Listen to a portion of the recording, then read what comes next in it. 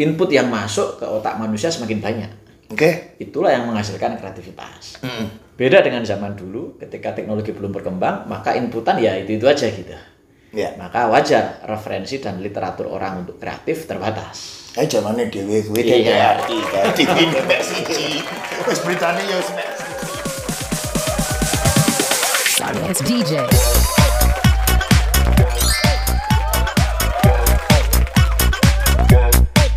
Oke, jumpa lagi bersama dengan saya Paul Chan dan bersama dengan sahabat saya Askan Setiabudi. Iya, Mas Askan. Ini langsung aja. Ini menarik sekali. Data yang saya terima di sini adalah tahun 2020. Sudah ada 75,49 juta atau 27,94% generasi yang disebut milenial di Indonesia. Oke. Timbul pertanyaan, bagaimana milenial menggunakan kreativitasnya? Oke, silakan. Nah, generasi ini lahir di saat teknologi semakin menarik, teknologi semakin berkembang. Kita nggak bisa pungkiri dengan teknologi yang semakin berkembang, input yang masuk ke otak manusia semakin banyak. Itulah yang menghasilkan kreativitas. Beda dengan zaman dulu, ketika teknologi belum berkembang, maka inputan ya itu aja gitu. Maka wajar referensi dan literatur orang untuk kreatif terbatas. Zamannya dhewe kuwi TV nek siji. Wis beritane ya wis mek siji. Ya kan? Jadi lagu-lagunya cuma itu. Wis lagune ngenteni ane karya Sapari. Oke, generasi milenial. Nggak bisa dipungkiri bahwa kenapa generasi sekarang lebih kreatif karena input yang mereka dapatkan sangat variatif. Bahkan mereka bisa dapat 24 jam input kalau mereka nggak tidur. Dan itu berbeda-beda dari berbagai negara. Yang mana dulu zaman generasi X gitu kan. Generasi yang lahir tahun 66-an ya 66 sampai tahun 76-an itu tidak banyak input-input itu. Nah, makanya ini plus minus. Plus minusnya apa? Selain inputan yang banyak ini kan macam-macam isinya. Ada yang positif, ada yang negatif. Maka kalau kita lihat sekarang kreativitas juga ada di dua kiblat itu kan, kreatif yang negatif dan kreatif yang positif. Nah, kita fokus di kreativitas yang positif. Nah, dengan inputan yang sekian banyak, sebenarnya tinggal kita main coaching kalau zaman sekarang, Pak. Beda dengan dulu zaman bapak kita mungkin otoriter bisa untuk menjadikan anak itu berproduksi. Tapi untuk generasi milenial, kenapa kemudian tidak pas dengan teori otoriter?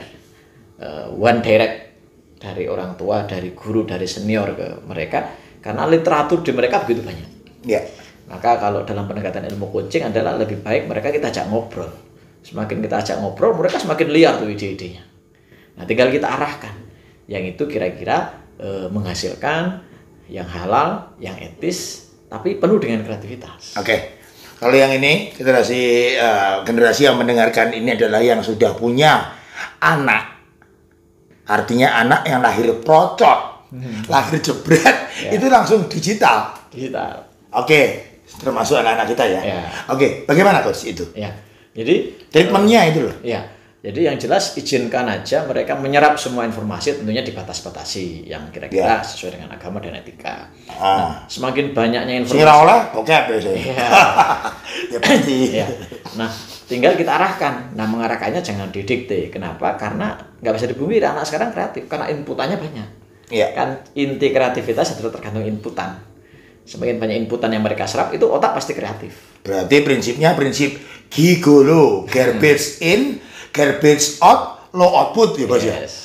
Kurang lebih seperti itu ya? Jadi tinggal kita pandu, kita arahkan. Generasi sekarang nggak bisa didikte, tapi kita coaching namanya. Kita ajak ngobrol, kesetaraan. Mau apa, kita arahkan bertahap. Ya sekali lagi contoh misalnya anak saya, kita lihat satunya pinter game, ya saya arahkan bagaimana game ini bisa menghasilkan uang misalnya gitu. Nah, itu menarik. Kan? Satunya suka desain, bagaimana dari desain dan edit. Itu saya arahkan bagaimana desain dan editmu bisa menghasilkan uang. Anaknya lagi hobi game apa? PUBG pasti. Salah satunya Mobile Legends salah satunya, ya kan? Nah, itu doktrin saya begitu. Kita nggak larang kamu main game, tapi jangan matikan mimpinya ya. Tapi cobalah bagaimana itu bisa menghasilkan uang. Kenapa? Karena salah satu yang nanti berharga buat hidup kita adalah bukan kuliah di mana, bukan kita S1, S2, S3, bukan. Tapi kita mampu nggak menghasilkan uang dari kemampuan yang kita punya, begitu. Percuma setinggi apapun pendidikan kita kalau kemudian kita nggak kreatif, kita nggak bisa menghasilkan uang dari ilmu kita, gitu. Berarti kita hanya punya ilmu tapi nggak mampu mengejawantahkan sesuatu yang dibutuhkan market. Suwi ya, ora krungu kata-kata mengejawantahkan nih. Ya kan? Ya intinya jadinya jadi generasi wacana. Wacana toh. Nah, jadi intinya begitu. Jadi kita harus rangsang mulai sekarang bahwa mereka kreativitasnya nggak salah, tinggal yuk tetap dalam koridor yang etis, yang agamis, sehingga bisa menghasilkan karya-karya yang bukan hanya bermanfaat buat ekonomi mereka ke depan, tapi juga bermanfaat buat kemanusiaan, begitu. Nah, ini yang harus kita sebagai orang tua wadahi, gitu ya. Ya kan? Nah, dengan pendekatan coaching ya, bukan dengan pendekatan instruksional, tapi pendekatan yang kesetaraan. Nah, ini yang bagus. Contoh di kantor saya sendiri. Kantor saya sendiri bisa dibilang 70% milenial, gitu. Maka saya sangat amat jarang untuk mendoktrin dan mengarahkan dengan terlalu keras kalau kaitannya dengan ide-ide kreatif. Justru kita akan banyak nanya, kita akan banyak diskusi, maunya gimana, kenapa begitu, apa yang boleh, apa yang tidak, dan biasanya mereka dengan cara itu lebih maksimal karena mereka punya banyak sekali referensi yang kadang kita belum tentu dapat, gitu. Kita belum tentu dapat karena mungkin beda usia, gitu kan, beda literatur dan sebagainya. Nah, ini yang perlu saya sampaikan kepada adik-adik yang masih milenial. Teruskan saja kreativitasmu, tapi tetap jaga etika, sesuaikan dengan kaidah agama, dan terus berkarya. Yang penting jangan hanya habiskan gadget untuk menghabiskan kuota, gitu. Ya kan? Coach, saya punya pertanyaan yang menggelitik. Ya. Sederhana sebetulnya. Karena Anda dan saya kurang lebih ya seumuran. Jadi pasti Anda ngalami juga. Saya juga ngalami. Yaitu kondisi ketika kita ngobrol dengan anak milenial. Yang wis diajak ngomong kalau zaman dulu iki feodalisme ya. Zaman bapak-bapak dhewe sih otoriter kae. Ndelok ora, nggih Pak. Ya Pak. Yes sir. Kan begitu. Lah iki malah generasi bapaknya juragan iki jak ngomong ki ambek HP-nan. Nah. Anda enggak ngalami itu atau istilahnya ke jarak usia ya dalam artian itu. Triknya bagaimana itu? Jadi biasanya kita bilang kita ngobrol sebentar ya. 5 menit, 10 menit, ada waktu yang kita sebutkan. Oke. Nah, ini menarik nih. Saya harus belajar dengan Anda nih. Kita sepakati bahwa dulu sama-sama ada waktu. Sama-sama nggak megang HP. Tapi jangan bilang lama-lama. 5 menit, 10 menit. Nah, sehingga kita pun belajar efektif, meeting efektif, bicara efektif, gitu kan. Output apa yang akan kita bicarakan. Jadi karena mereka sudah terbiasa dengan megang gadget, gitu. Jadi kita kasih waktu. Oke, 10 menit kita sama-sama taruh HP, kita sama-sama off-kan, kita ngobrol ya. Gitu ya. Saya harus sinau nih, saya belajar nih. Kalau ada sesuatu yang perlu ditulis karena otak kita terbatas, gitu kan.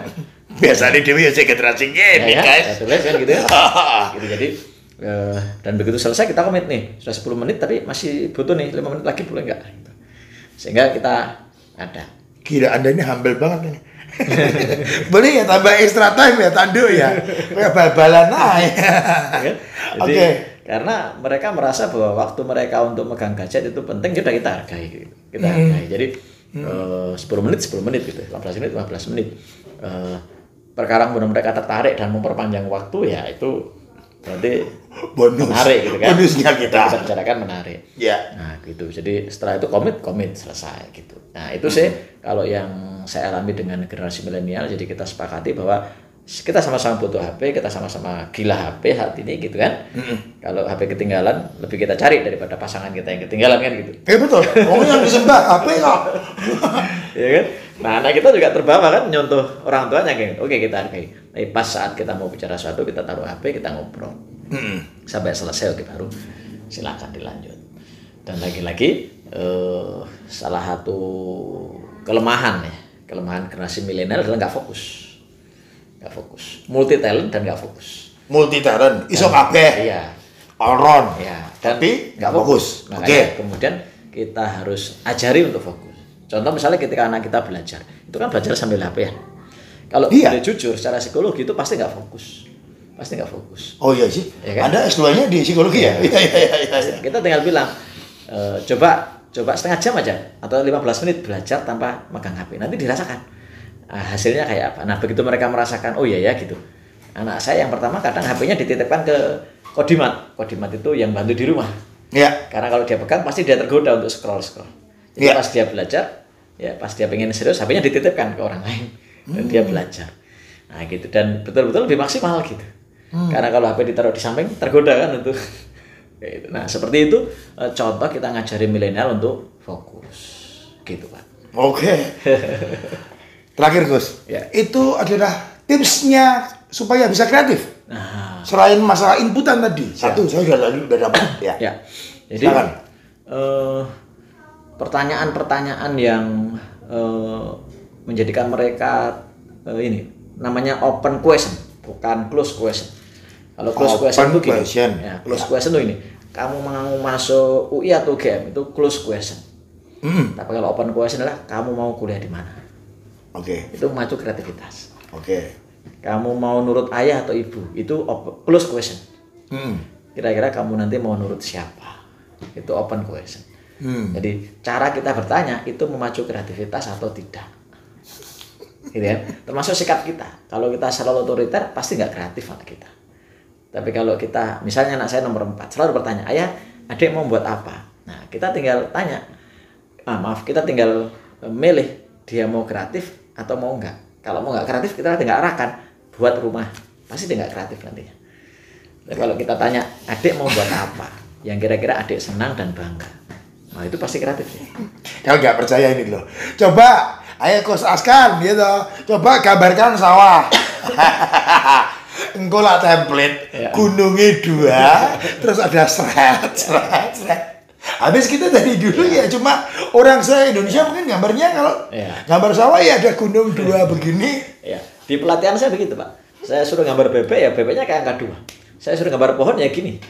Saya suruh gambar rumah masa lalu. Rumah masa lalu kan? Apa gue Mas? Rumah masa lalu segitiga gini kan. Yang ada jendelanya, ada pintunya itu. Jadi tidak ada rumah tingkat. Kalau orang suruh gambar rumah jarang yang gambar rumah tingkat. Jarang yang gambar rumah mewah, rumah sederhana, rumah desa itu. Itu sudah bertahun-tahun gitu. Gambar pemandangan seperti yang Bapak bilang juga gitu, 2 gunung padahal pemandangan banyak gitu. Nah itulah template. Nah anak sekarang jauh lebih kreatif. Nah supaya mereka tetap kreatif, sebagai orang tua kita minimalisir otoriter kita. Kalau mau punya generasi muda, anak-anak yang kreatif. Sekali lagi selama nggak melanggar agama dan etika harusnya kita bebaskan mereka. Wow, gitu. Oke, thank you Coach sudah mampir di Pacar Podcast. Mantap selalu Coach, sehat, sukses.